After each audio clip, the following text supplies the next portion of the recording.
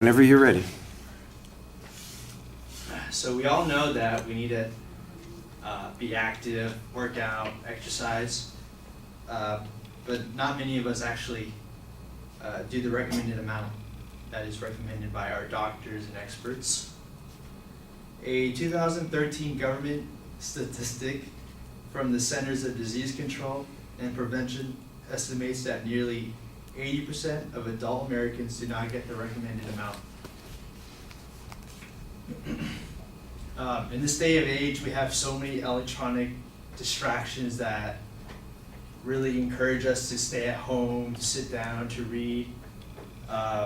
We got cell phones, you got apps on there, you got internet, you got games.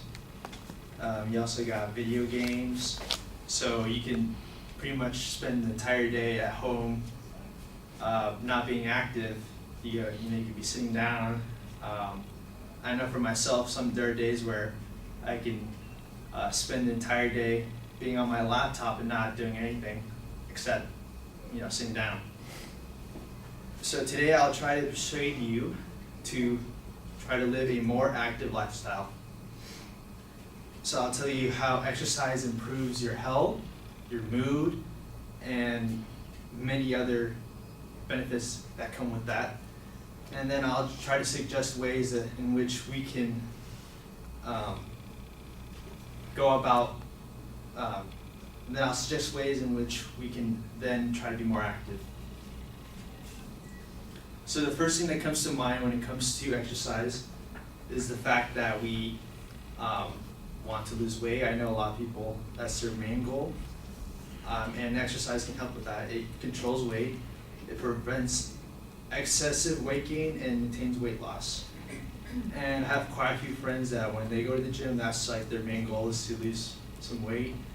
And when they don't lose any pounds, they then get discouraged and then feel the need to not, try working out ever again, when they don't realize that behind the scenes there are plenty of other things that they're missing out on, things that could help them out.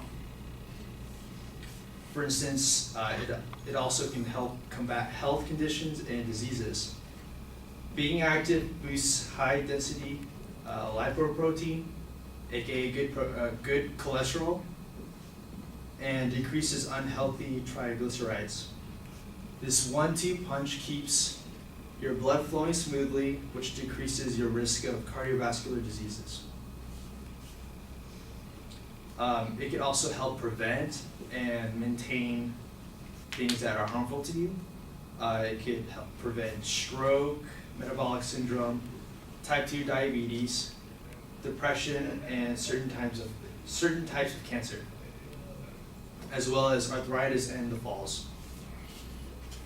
Another benefit includes a boost in energy. Physical activity delivers oxygen and nutrients to your tissues and help your cardiovascular system work more efficiently.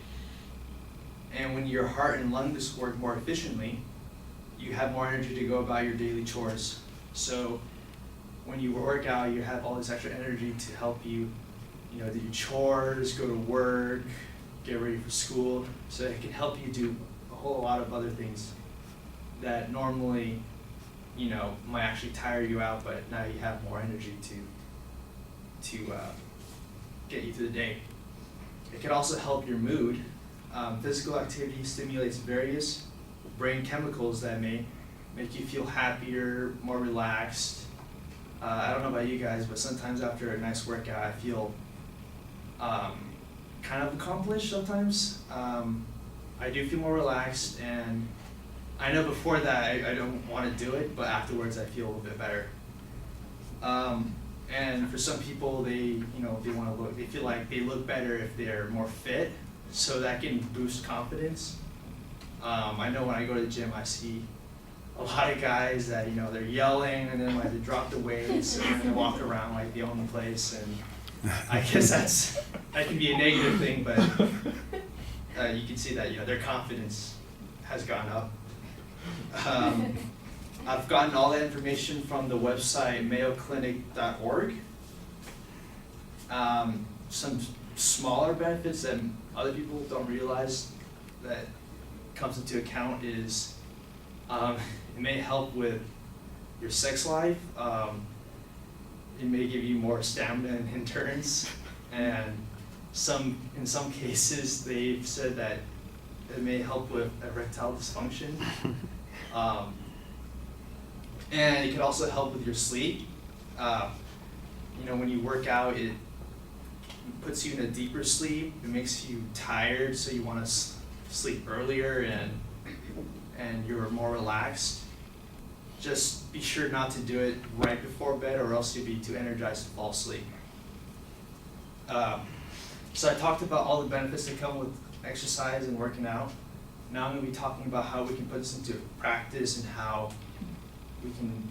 what little things we can do to help our health and make sure we get the recommended amount that doctors want. I'm sure all of us have busy schedules. We got work, we got school, we have homework, and then we also want to have our own free time. So there are little things we can do to make our lives a little bit healthier, like instead of driving to the store, maybe you could ride our bike to the store or walk our way there. Maybe in the mornings you can wake up earlier, go to the gym, or take a walk around your neighborhood, jog.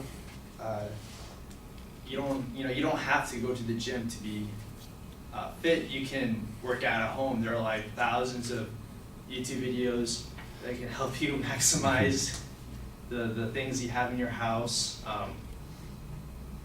So you can do like cardio type workouts at your house, so you don't need any equipment for that. But if you want to have strength training, you can just do push-ups, squats, other things. And if you do go to the gym, I know a lot of people like to use just the treadmills and then maybe sometimes the machines. If you want to maximize the most that you can get out of there, then I suggest using the free weights. Promotes muscle growth, strengthens your bones, your tendons, your ligaments. There have been studies that say that when you use the machines, they don't take into account your tendons or your joints, so you're more likely to get injury if you use a machine. So they say aim for using the free weights. If there's something you like doing, like you like dancing, just dance around your house. Doctors recommend 45 minutes to an hour. If you can't do that, then try to at least do 30 minutes of a physical activity. If there's a sport you like, then you can join a sport at school, take a class. There are clubs you can join. And so today I talked about the benefits and how we can go about them in our lives, or go about ways of getting active in our lives. And at the end of the day, find a physical activity that you love doing, or find fun, and as Nike says, just do it. Thank you for listening.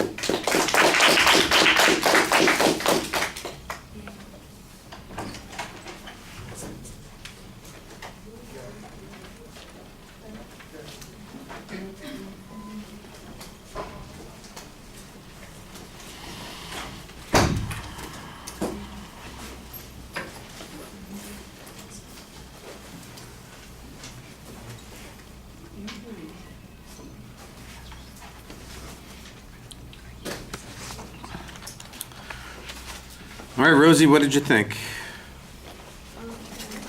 I like your topic, and I think it was well organized, and you have good preview, and I like your personal history. But I think I hear just 2 or 3 resources. I think if you use more, it was better. Yeah. All right. Yeah, I thought you had a good setup at the beginning. There's a clear preview that you are going to present. The attention device worked pretty well. I like the statistic that you included there. That helps make it a little bit more generalizable, along with your presupposition that people generally don't exercise as much as they ought to.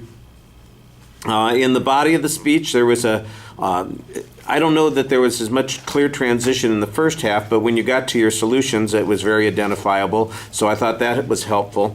You started off pretty well citing information, but during this presentation, it disappeared at one point. Finally, I did get a source citation that occurred after the fact that was like, I don't know how far back the information comes from the Mayo Clinic, whether it goes back to the second minute of the speech or to just the 4 things that you said immediately before that, so that's a little bit problematic.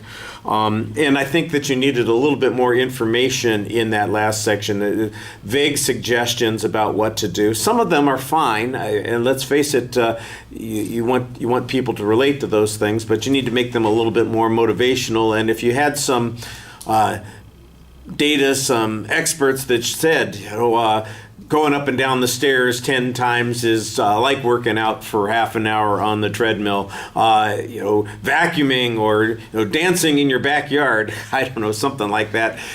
Some information that kind of sells that idea, I think, would be helpful. They're good suggestions. I just think you need to make them a little bit more effective as a thing that people would want to do. I do think that you did a nice job trying to connect with the audience yourself using personal experience and also speaking to the audience pretty well. You probably used the notes a little bit more than we wanted to, but they were not a distraction. It's not like you were looking at them the whole time. Most of the time you did seem to look at the audience, and I think you'd have been fine without them, except of course for that source citation that seemed to be a little bit of an issue for you. All right, thank you.